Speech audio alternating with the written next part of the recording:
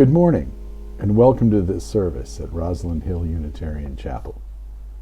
My name is Michael Macy, and I'll be conducting today's service as I'm standing in for our minister, Reverend Kate Dean. We will now light the chalice as a symbol of our liberal religious faith.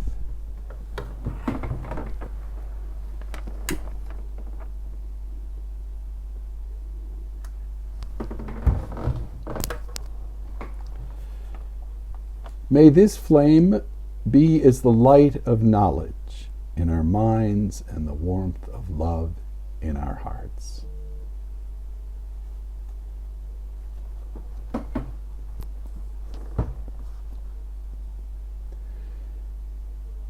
It's now time to pass the virtual collection plate.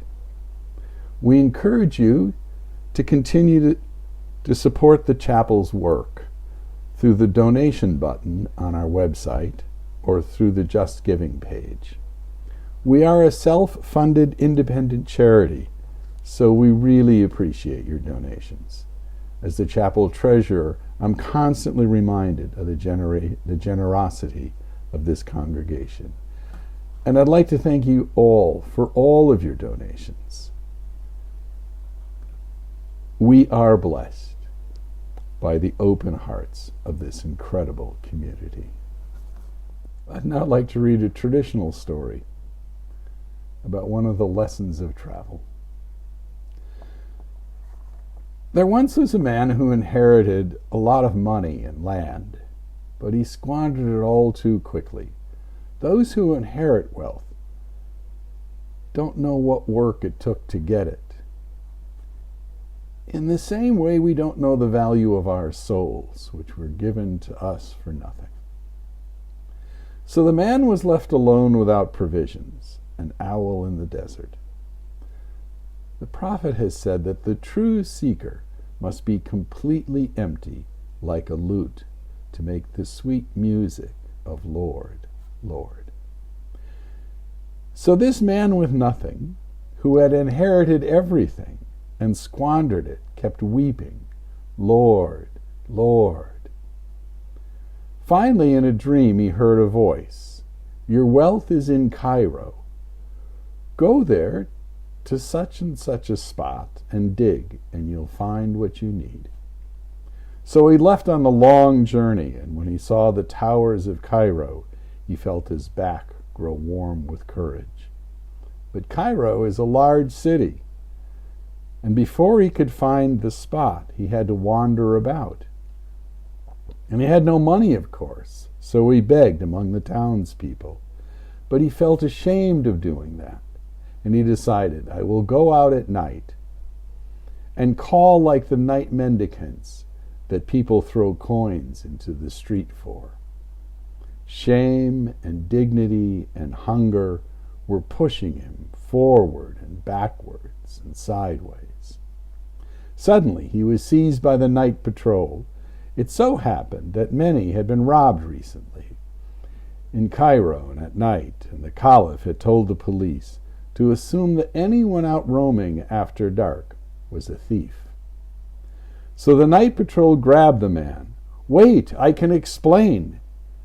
"Tell me. I'm not a criminal. I'm new to Cairo. I live in Baghdad." He told the story of his dream and the buried treasure, and he was so believable in the telling that the night patrolman began to cry. Always, the fragrance of truth has that effect. The night patrol said, I know you're not a thief. You're a good man, but you're kind of a fool. I had that dream before. I was told in my dream that there was a treasure for me in Baghdad, buried in a certain quarter of the city, on such and such a street. The name of the street that he said was where this man lived. And the dream voice told me, it's in so-and-so's house. Go there and get it. Without knowing, he had described the exact house and mentioned this man's name. But I didn't do what the dream said to do, and look at you who did, wandering the street, fatigued and begging in the streets. So it came quietly to the seeker, though he didn't say it out loud. What I'm longing for lived in my house in Baghdad. He filled with joy. He breathed continuous praise. Finally he said, the water of life is here. I'm drinking it. but I had to come this long way to know it.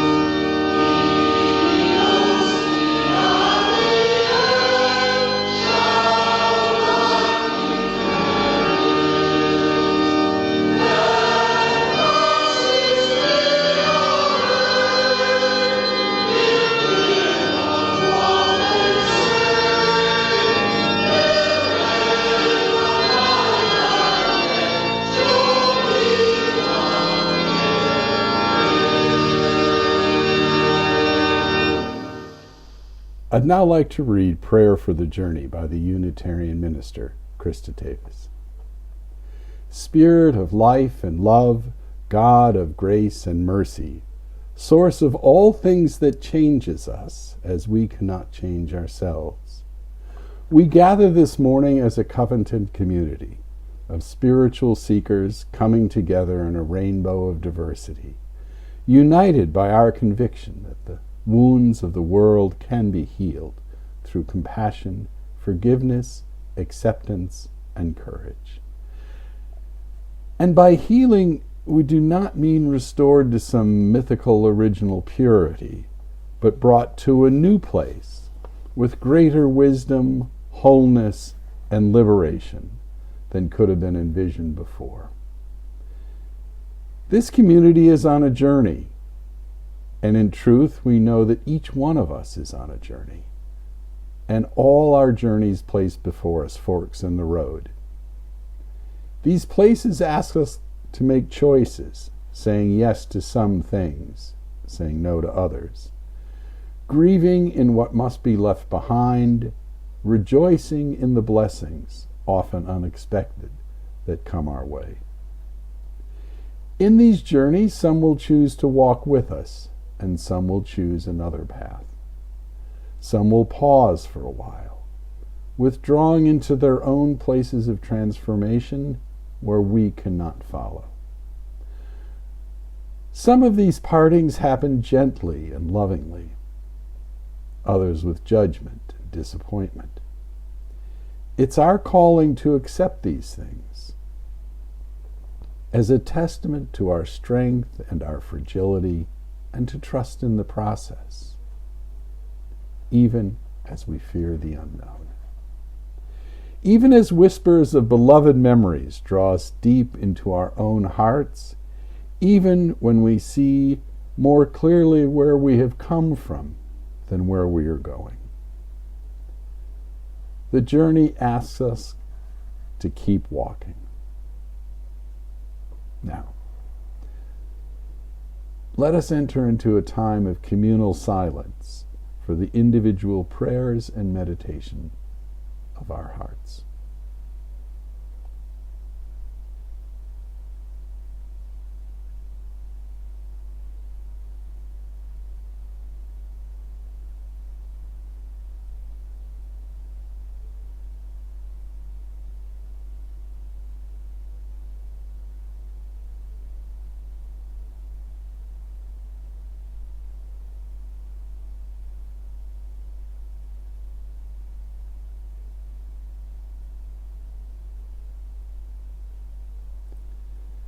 Spirit of life, we ask for patience. We ask for understanding. We ask for compassion. We ask for hope and gratitude, so that we may welcome our collective and individual journeys with open hearts, open minds, and open hands. Amen, and blessings be.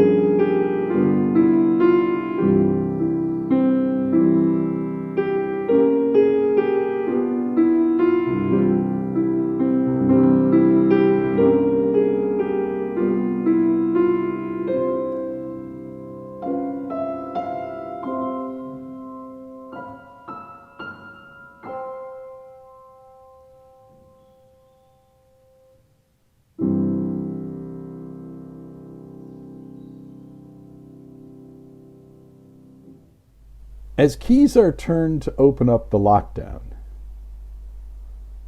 we are emerging out of hibernation, awakening to a new world. And as we start to travel again, even if it's only short distances, I would like to invite you to see this time as an opportunity to become a pilgrim or to go on a quest, to see things with new eyes, and in those journeys continue to discover ourselves. The lockdown has remade our world, which can now be rediscovered, regardless of our age or how long we've lived on the same street. I rode a bus for the first time in months on a route I've taken thousands of times, and I saw things I've never seen and noticed changes I wasn't aware of. The lockdown has forced us all to go on retreat, a traditional preparation for either a pilgrimage or a quest. Pilgrimages and quests have been used by seekers for millennia. I can imagine pilgrims making the trek to Stonehenge thousands of years ago for the solstice. And the stories of quests are as old as humankind. The Canterbury Tales are a wonderful guidebook for pilgrims, and there are few better stories of quests than those of the Knights of the Round Table. There is a difference, of course. When on a pilgrimage, you know where you're going, but don't always know what you'll find. Well, on a quest, you know what you're looking for, but often don't know where you're going. Both are essential parts of life. Both takes us outside of ourselves, requiring us to focus on things other than our own thoughts and preoccupations. Travel stretches us, challenging the concepts which we allow to define us. As Mark Twain wrote, "Travel is fatal to prejudice, bigotry, and narrow-mindedness, and many of our people need it sorely on these accounts. Broad, wholesome, charitable views of men and things cannot be acquired by vegetating in one little corner of the earth all one's lifetime, and I would add, or by holding on to individual perspectives."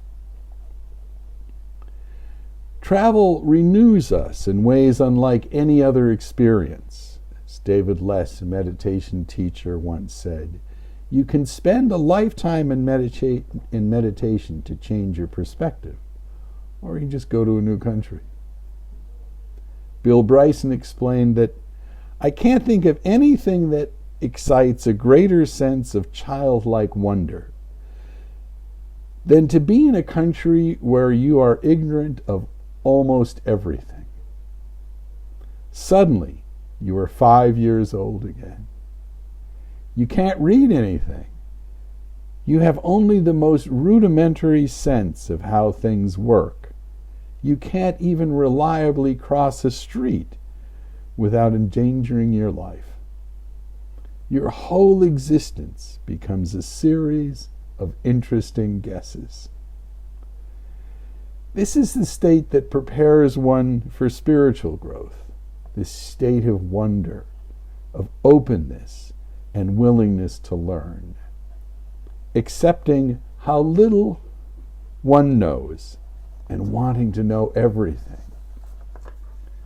We are all constantly 5 years old on the spiritual path because there is always much more to learn than we can ever imagine. And we are driven by curiosity and necessity. The simplest things, a song, a comment, a friend's smile, are joyful in ways best known to 5-year-olds. And it's not the distance, duration, or difficulty that define a quest or pilgrimage. Nor do any of these necessarily bestow seriousness. I once went on a quest that lasted over 20 years and traveled to 4 continents to find the perfect tuna sandwich. It's the intention that turns simple sightseeing into a pilgrimage, tourism into a quest. And nothing makes a tuna sandwich more than it is. Our intentions are important, as one often finds what one is seeking. So best to be sure it's what you want. I was once asked by a teacher, "Aren't you glad you didn't get what you wanted, or wish you hadn't gotten it?" Everyone is capable of great quests and of going on a pilgrimage. A pilgrimage could be made to a favorite park, especially after months of being at home. A pilgrimage could be made to a friend's house to honor the roots of that relationship, and by the nourishment of new experience, bring it into bloom. A pilgrimage could be made to the sources of a spiritual tradition by reading the scripture and stories, observing the rituals, digitally visiting the sacred sites, and reaching out to the adherents. A quest could be to find a new poem that best expresses what one has learned from the lockdown. A quest could be to find a new flavor that would unlock memories of things yet to do. Order a delivery from a cuisine you have never tried from a part of the world you've never visited. One new taste can change your entire perspective. Retune yourself by listening to music you've never heard, maybe Hawaiian chicken skin music or Mongolian throat singing. I remember one evening when I was 18, and traveled no further than from one student room to another, where I had my first taste of yogurt and heard the poetry of Robert Hunter for the first time, both of which deeply changed me. One could go on a quest to find and explore a new culture by reading, listening to music, visiting that community's neighborhood here in London, shopping at a local store, eating a new cuisine, visiting places of worship, all the time talking to people, asking questions. These things can be difficult. They require letting go as one opens up to the experience. Talking to strangers or ordering from a menu that you can't read might be uncomfortable. But comfort is often corrosive. It might be a good idea once in a while to allow encountering the uncomfortable to rub away the self-satisfaction of the familiar that can inhibit growth. The seeker selects from among the wealth of revelations to find which ones their heart responds to, which path draws them on. Learn to listen with your heart, and the author or translator or imprimatur becomes irrelevant.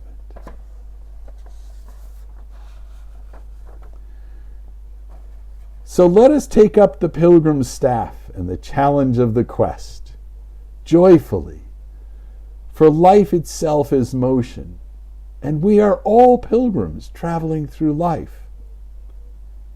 If you doubt that, sit for a while and watch the sunlight move across the garden as the earth revolves around the sun. We are always in motion. And we are all on a quest, questioning what is ours to do, searching for who we are. So let's be off and join Walt Whitman in the Song of the Open Road. All seems beautiful to me. I can repeat over to men and women, you have done such good to me, I would do the same to you. I will recruit for myself and you as I go. I will scatter myself among women and men as I go. I will toss a new gladness and roughness among them. Whoever denies me, it shall not trouble me.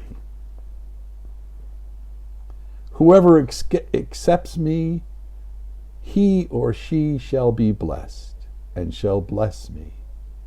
All seems beautiful to me. And now I'd like to close with these words and blessing. May all pilgrims find their way. May all those on a quest find that for which their heart hungers. May all those who seek justice find divine balance. May all of the hearts of the dispossessed be comforted. May all those forced out onto the road find shelter. May the peacemakers' dreams see daylight. May all those with a song in their hearts find a voice. May all beings be well. May all beings be happy.